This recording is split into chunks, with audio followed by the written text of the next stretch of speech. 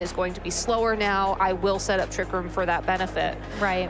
The two Palkia on either side of the field are interesting as well, because if they're both running minimum speed, then that could be something to note. But looking at Justin's team with that Alchemy, again, one strategy that some players are doing right now is that the Palkia isn't minimum speed and can go immediately for that Dynamax option. So that's something else to keep in mind. You know, there's going to be a big information game here in game one. Absolutely. There's so much you're going to have to be able to look at in order to adjust for games 2 and potentially games 3. But let's get this game 1 started here. We've got Incineroar and that Tapu Fini hitting the field for Paul Chua, and Justin Burns leading with that Palkia and the Gothitelle. So Gothitelle, one of the more recent adaptations we've seen from the metagame, made its first appearance on stream in Indianapolis a couple weeks back and is back again with the Shadow Tag ability most likely, which means Paul Chua's Pokemon cannot switch out, barring the Parting Shot, which I'm assuming Incineroar has. I mean, let's be real, they always seem to have it right now. So while Paul has the ability to make some adjustments this turn, that Tapu Fini is going to be stuck on the field, but that's not the worst matchup, given it is a fairy type, and it looks like Justin is already committing to Dynamaxing that Palkia turn 1. It does very much look that way. We've got confirmation of that now on the screen, as that Palkia is going to be able to dish out some really big damage here. Not only does that Tapu Fini as well mitigate a lot of that dragon type damage from that misty terrain that's on the field, but a big fake out too onto the Tapu Fini means that that's not going to get a chance to move. But Max Geyser is still going to hit like a wall into that Incineroar. It's a one-hit knockout here, so no U-turn, but Paul Chua does get a free switch into something else. And I think that's okay. You kind of just take the loss on the Incineroar at this point in time, because you forced your opponent to Dynamax. I don't think Palkia would have been able to get that knockout otherwise. Most Palkia run Hydro Pump as their water type move, which is not the most accurate move, and as a result could have just missed, and then the Parting Shot would have happened as Paul possibly wanted. But getting his own Palkia on the field right now under the misty terrain means that he doesn't have to worry about as much damage from Justin's Palkia, and will have that critical last turn where Palkia on Paul's side of the field is still Dynamaxed, and then can go for that big damage into Justin's Palkia, who's no longer Dynamaxed, but it does look like we're not seeing Dynamax from Paul this turn. Instead, Max Quake going to boost the special defense of Alchemy. Okay. Who's right there? Okay, yeah, Alcremie is going to be on the field. Let's see what moveset this Alcremie has, but a big Hydro Pump coming out from Paul's Palkia will attack that Alcremie. Does do a fair bit of damage here, but the Moonblast from the Tapu Fini going into Justin's Palkia does get that special attack drop. That could be big. That could be big, but I think that at this point in time, Justin only has one more turn of Dynamax remaining on the Palkia, and he does have a way to get that special attack right back up. So probably not the biggest concern. Getting these special defense boosts, I think, are the most important priority for him right now. Yeah, sometimes while, you know, the best defense is a good offense, sometimes maybe in this case, the best defense is actually just a really good defense. Look how little that Moonblast is doing now this time, as well as the Decorate also comes through from Alcremie. So even though, yeah, you did end up having that special attack drop from the Moonblast, Decorate's going to change that right back. So now at a +1 special attack boost for Justin's Palkia. And the Trick Room. Yeah, but the Trick Room, and there's nothing stopping this Alchemy from going for a second Decorate this turn. It was very slow prior to the Trick Room, which means it's most likely going to be moving first this turn. So Alchemy could easily get that Palkia to a +3 special attack, and then really whatever attack this Palkia decides to throw out, it could be another Hydro Pump, it could be maybe a Dragon type attack, or we saw Max Quake, so presumably it's running Earth Power. That's going to be doing a lot of damage to either the Palkia and Tapu Fini on Paul's side of the field. Ooh. And I think that's why Paul is just forced to not Dynamax this turn. Yeah, but did you see that reveal there? The Roselli on Paul's Palkia is going to do a little bit of mitigation, but what the? So a couple of unfortunate things there for Paul. Yeah. Nature's Madness missed, which would have cut the Palkia's health in half, at which point that Spatial Rend from his own Palkia would have most likely picked up that KO. So because of that, Paul was Justin was able to use Trick Room on his own Palkia, switch the dimensions back around, and now Justin is in a great position to go for that little bit of damage more on the opposing Palkia for the KO. Yeah, here comes the Earth Power into Paul's Palkia, and it is going to be enough to get the knockout. So now Paul is left with 2 final Pokemon for this game number 1, the Moonblast.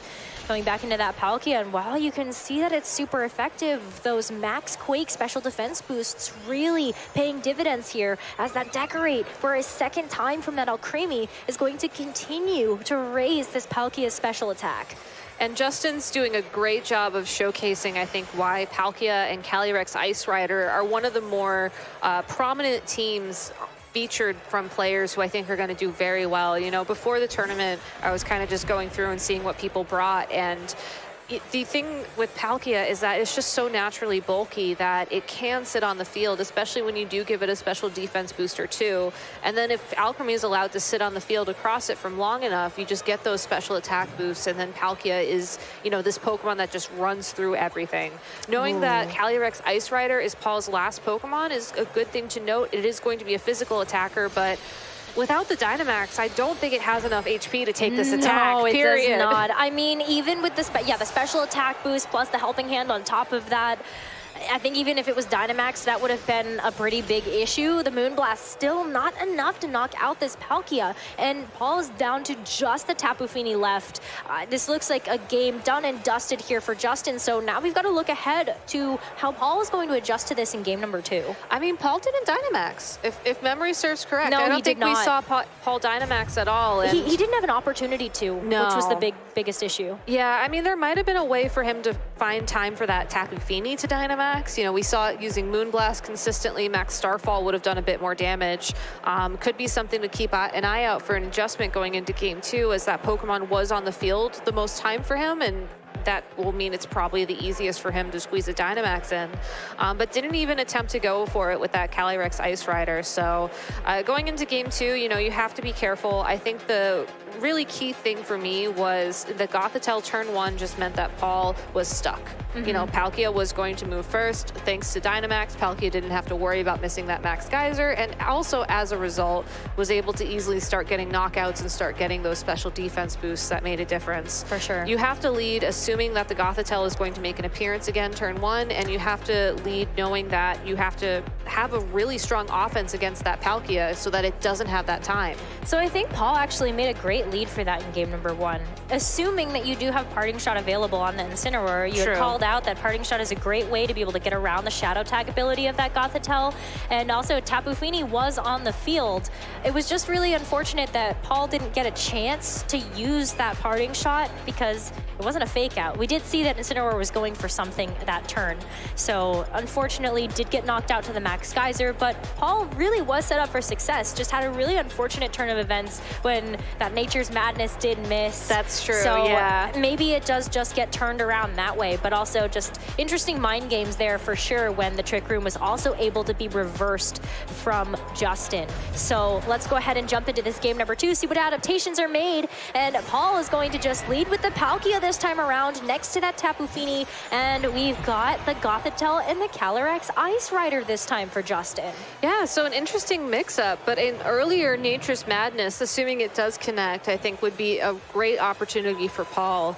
Assuming that Paul's Palkia is trained similarly to how Justin's was, it's most likely that we're going to see the same thing we saw from game 1, where the Palkia will be faster than the Calyrex Ice Rider, and as a result, could get some damage down on the board early for Paul. Maybe it's as simple as just doubling into that Calyrex Ice Rider. You know that Gothitelle probably just going to go for another fake out again this turn, get some damage down on that Pokemon, and then turn 2, start thinking about Dynamax, start thinking about getting those big damages down onto the floor, onto the field, since you just have to assume that Justin has the Palkia and the Alcremie in the back. I mean, he was very comfortable playing that game with the Gothitelle and the Alcremie supporting the Palkia.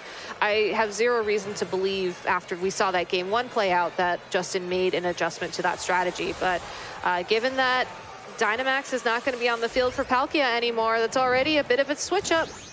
Definitely. We've got Dynamax on the field this time around instead for that Ice Rider Calyrex. Justin gonna go ahead and hit that button. And if Paul decides to match this, that could be pretty big, but it doesn't look like that's gonna happen. Instead, Gothitelle gonna use the fake out. It goes right into the Tapu Fini just like last time, but a big Hydro Pump into the Calyrex, just chipping away at its HP. But Calyrex goes for a Max Quake, continuing what Justin was doing in that last game, which was just beefing up those special defenses. Justin also making an adjustment in targeting here, prioritizing damage on the Tapu Fini so that Nature's Madness is no longer on the board.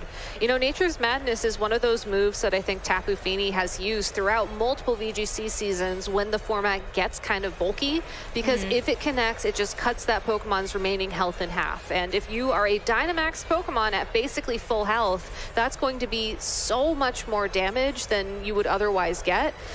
It would make a huge difference in how the game plays out. And I mean, Paul has hit 2 Hydro Pumps. It's possible this is the time when you try to hit a Muddy Water. All right. Yeah, we've got the Hydro Pump, the Muddy Water, both of them connecting. But the Max Hailstorm from that Ice Rider Calyrex going right into the Palkia, not enough to pick up the knockout. So that Palkia is going to be around for another turn.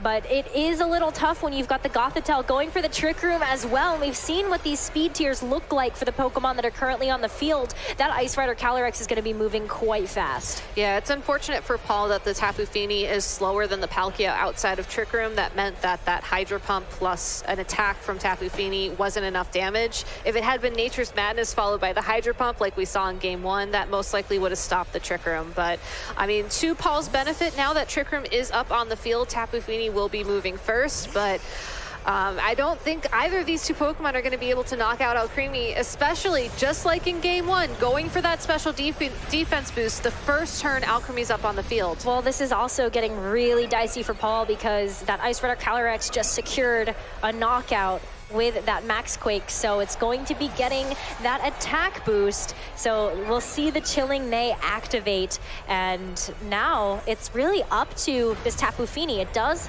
land the Nature's Madness, but as you can see, it's still not doing very much damage just because of that Dynamax HP pool. Yeah, it's such a powerful mechanic in the Sword and Shield metagame, and as a result, Paul forced to bring out his own Calyrex Ice Rider, and quite frankly, this is the turn I think he has to try and Dynamax, because you know the Alcremie's on the field, you know it can go for Decorate to boost the attack of that Calyrex Ice Rider even further, but you have your own Calyrex Ice Rider, it's at full health, and your opponent's Dynamax has just ended. You don't have to worry about the special defense boost, you can just go for an attack and hopefully pick up the remainder for that knockout.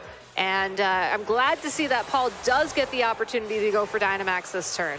Yeah, I definitely respect Paul not going for the Dynamax in game number 1, just because I think you could potentially be giving away information despite having the special attack boosts.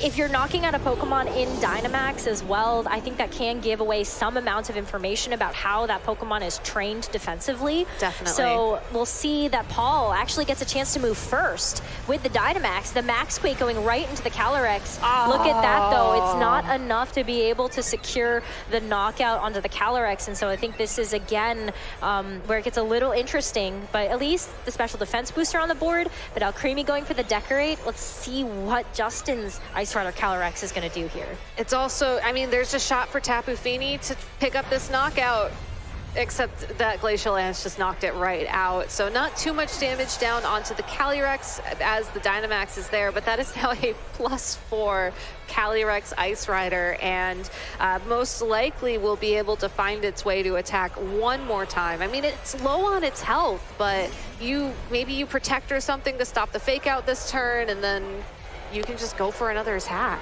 Yeah, the Incineroar now hitting the field for Paul as his 4th and final Pokemon. So that Intimidate at least going to drop the Calyrex's attack to +3.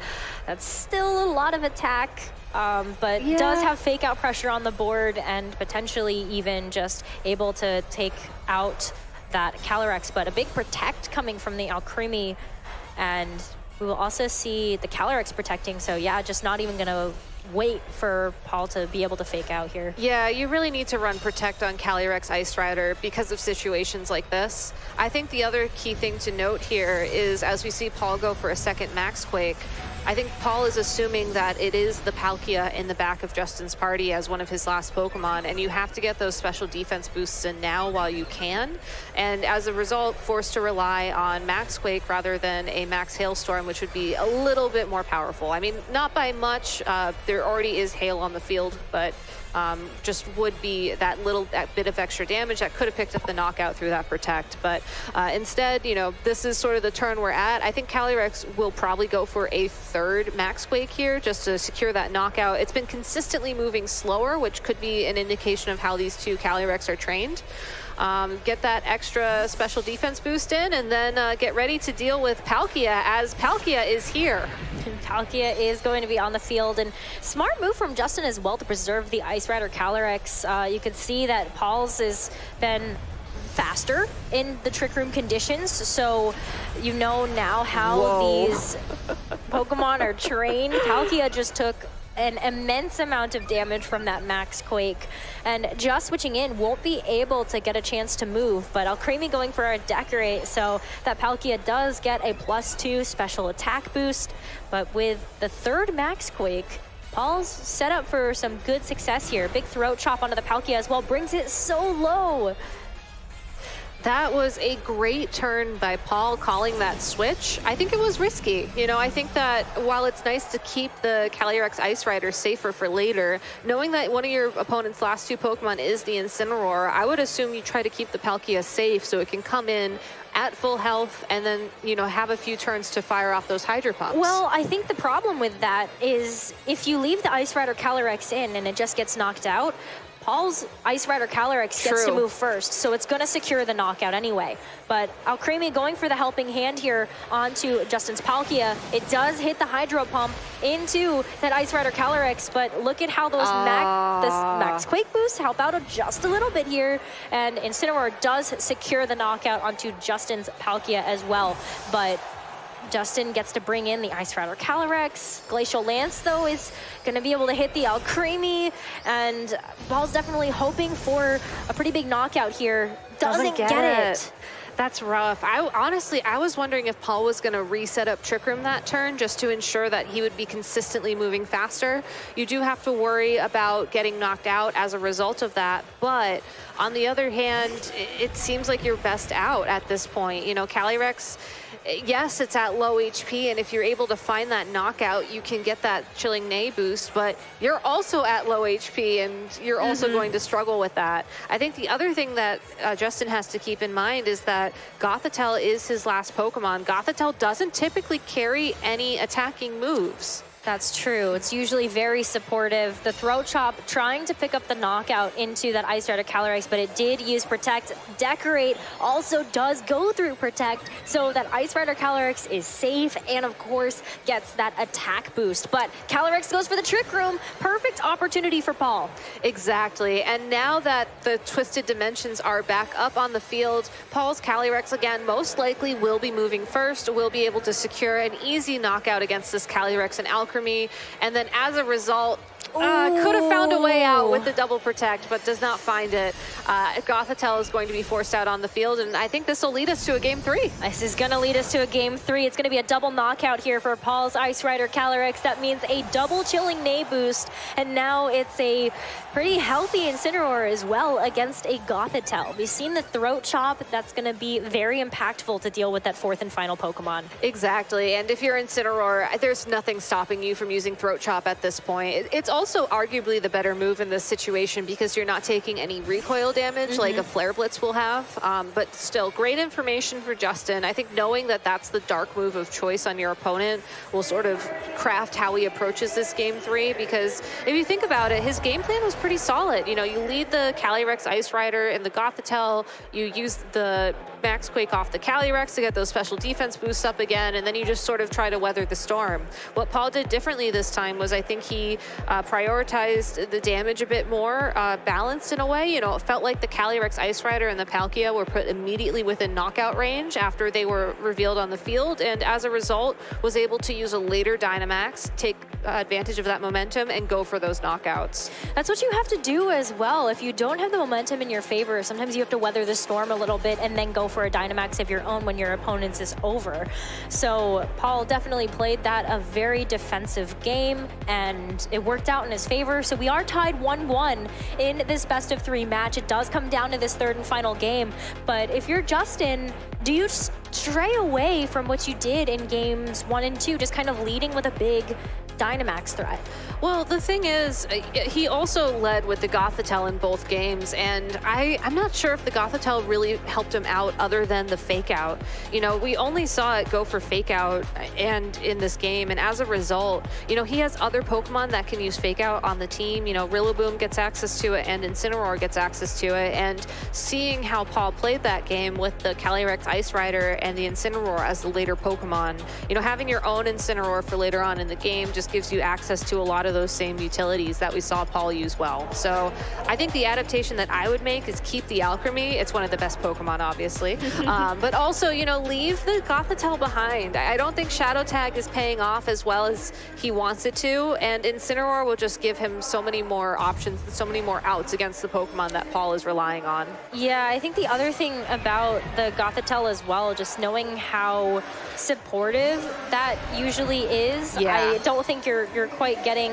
a lot of the value that I think you would really like to see as well. I mean, yeah, you can't, with the Tapu Fini with the Misty Surge too, you can't put anything to sleep if you're running Hypnosis. Yeah, exactly. It just has limited options, and the Alchemy, you know, we've seen it use Helping Hand, we've seen it use Decorate, we've seen that it has an attacking move, which presumably the Gothitelle didn't have from what we saw with that forfeit in Game 2. So I think just a good adjustment to keep in mind. For now, though, I like this lead from both these trainers. You know, I think that they've figured out what works best for them in this matchup. Justin returning to Game 1 with the Alchemy and Palkia, making a bit of a play adjustment, and there's the Pokemon adjustment as well. Oh, yeah, we're seeing the Rillaboom from Justin, so that is going to be a huge adjustment, not bringing the Gothitelle to begin the game at all, and that Rillaboom also going to be changing the terrain away from that Tapu Fini, so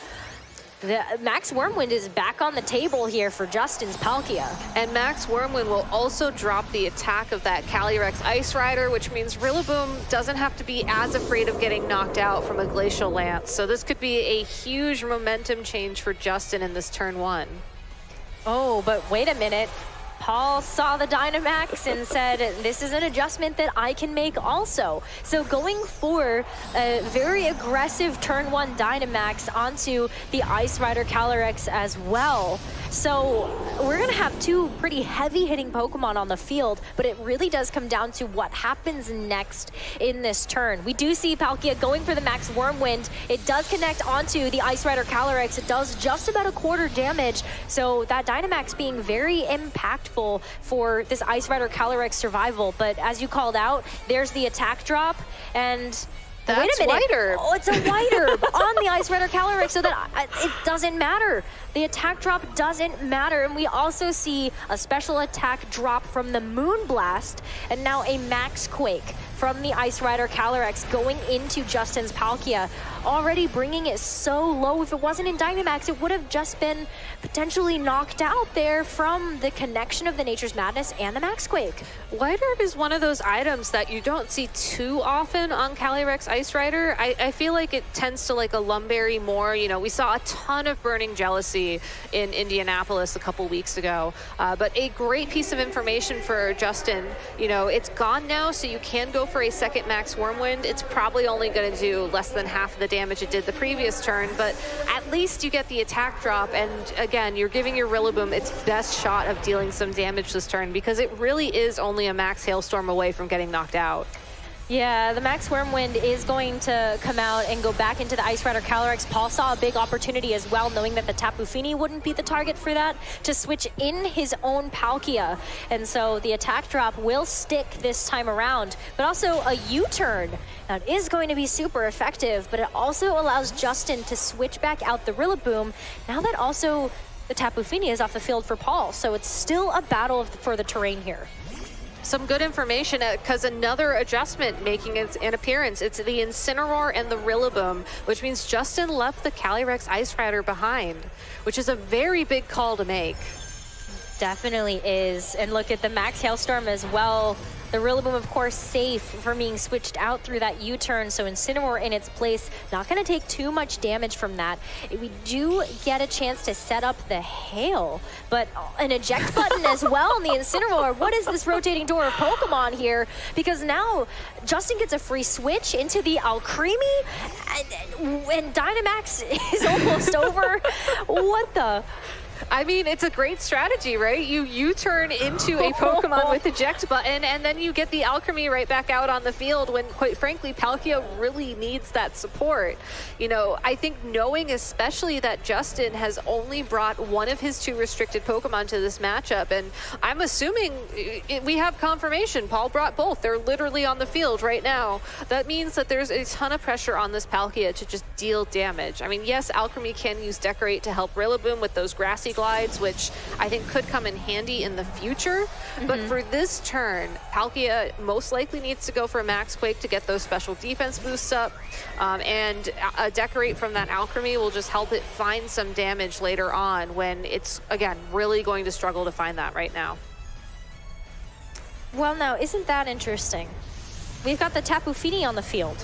So it's going to be taking the Max Quake from this Palkia, and Paul's going to preserve that Ice Rider Calyrex for later. I think that's a good call. Knowing that Rillaboom is in the back of the party, that is a Chilling Neigh boost just waiting to happen. Yes, you have to worry about the Incineroar, but you have your Palkia. Wait, that was smart. Unnerve was on the field. I guess it means that, like, maybe your opponents are too nervous to eat berries, but you do want to just double check and make sure that the Roselli berry is going to be active for the Dazzling Gleam. Yeah, and I think the other thing about that switch to keep in mind is that if Justin made a bit of a bigger read and went for Max Wormwind into the Palkia to drop the Calyrex Ice Rider's attack even further, then you have the Misty Terrain up on the field to weaken those Dragon-type attacks as well. So, you know, a very good switch from Paul. I think that he has a fantastic opportunity here to try and double down on this Alcremie and remove it from the field so Decorate is no longer a threat to his team. But we saw Nature's Madness miss already. If it misses again this turn, that's going to be really, really unfortunate. Yeah, Dazzling Gleam this time around going to bring both Pokemon to about half. That Moonblast as well, just going to deal some chip damage to this Rillaboom, but the Spatial Rend does connect onto the Rillaboom as well. In grassy terrain. In grassy terrain, yeah, and it's not gonna get the knockout here. But it puts Rillaboom within, I believe, 1 or 2 turns of hail damage, which is, again, just important to keep in mind because these Pokemon are just slowly taking chip damage. Rillaboom can go for a priority boosted Grassy Glide into the Tapu Fini this turn. It's possible that that Palkia as well, without an Intimidate down on the field, could be knocked out from Grassy Glide at this point. So I think Rillaboom's done a great job just trying to find a position. It's unfortunate it took that crit on the way in, but gets 1 attack here, and if Justin is able to pick the target correctly and score a knockout this turn, I think that would be, you know, the part where his momentum starts coming back. I don't think Rillaboom's going to be on the field long enough for Alcremie to connect to Decorate and sort of give it that offensive pressure, but it could just need those Dazzling Gleam chips from here on out. Yeah, I think you were really hoping to be able to secure a knockout there with the Rillaboom, so the Grassy Glide, but what? A big survival. So Spatial Rend now will be enough to finish off this Rillaboom, and so while you did have that priority Grassy Glide available for something like the Tapu Fini, that's off the field now. Yeah, great switching from Paul there. It's unfortunate that the Hail will take out that Palkia, but we're entering a very interesting board state where, you know, we know all 4 Pokemon that these trainers have. You know, Justin forced to rely on that Palkia for some big damage. Paul can sort of use the Incineroar and the Tapu Fini to keep switching around here to try and keep that Calyrex safe. If Justin has the opportunity to land a single attack from this Incineroar onto that Calyrex, though, I think that Justin will be in a decent position with a Decorate or 2 plus Earth Power to win the game. But as of right now, Paul definitely still does have the momentum. You know, Alchemy is really only dealing chip damage with the Dazzling Gleams. I think, honestly, if I were in Justin's shoes, I might even try to connect a Decorate with my own Incineroar. So just give it that attack boost so that you can sort of match up against the opposing Incineroar and hopefully win in the 1v1. Yeah, I like that plan, but the fake out does go into the Ice Rider Calyrex, as we see a return fake out from Paul's Incineroar, but the Calyrex is going to flinch, probably going for some type of move here, as we do see the Dazzling Gleam. So it wasn't Trick Room. It was not Trick Room, as Alchemy was slower, but I don't think you necessarily go for Trick Room right now, because once, if you can get the Alchemy off the field, I think then you can set up Trick Room and be pretty safe about it, because you already know the Palkia is going to be faster outside of Trick Room. But as long as the Alchemy is there, and as long as that Calyrex is at such low health, I don't think a single Glacial Lance would be enough to knock out this Alchemy, and that's exactly why you have to respect it and just try and go for damage and, you know, forego the Trick Room, which is also currently up on the field. So, you know, again, important things to keep in mind. This game is just really dragging on, and this is the so much has happened. Honestly, it's hard to keep track of absolutely everything. I know, but the high horsepower here does connect with Justin's Incineroar, as Alcremie goes for another Dazzling Gleam, continuing to chip away. Calyrex is able to hang on, but the Dazzling Gleam does bring Paul's Incineroar into berry range, so that Citrus Berry going to be activated as the Throat Chop as well from Justin's Incineroar gets revealed and does knock out Paul's Ice Rider Calyrex. So the big damage threat on Paul's team is off the field. He does still have some interesting things he can do with this Tapu Fini. You know, we've seen Nature's Madness, we've seen Moonblast, and we've seen Muddy Water throughout this game. Incineroar definitely within knockout range for a Muddy Water, assuming it connects. It's not the most accurate move, as many of us know, unfortunately. Could also just go for 2 Moonblasts if he is worried about that accuracy, and definitely will out damage this Alchemy. So if Paul can navigate into a position where it is this Tapu Fini versus the Palkia, you know, I think that Paul has a decent shot of winning this. Justin has to find a way to knock out this Tapu Fini before the Palkia is going to be forced out onto the field. And again, we've only seen Throat Chop from this Incineroar in terms of an attack. Tapu Fini's going to resist that. That's going to be really tough. So it's going to, like, I think the way that Justin has to play this is, you know, let your Incineroar get knocked out, have the Palkia come in, go for Decorate, and then just hope that's enough. Oh. Well, that wasn't enough. No, Incineroar doesn't get knocked out here, and so the Flare Blitz from Paul's Incineroar going into the Alcremie does bring it to about half, but oh my goodness, Incineroar gets a chance to Parting Shot off of the Tapu Fini, critically surviving at 2 HP. You drop the special attack. And you get the Palkia on the field before Alchemy was able to attack this turn. And if you are looking for the opportunity to get that Decorate boost in, this is the moment that you go for it.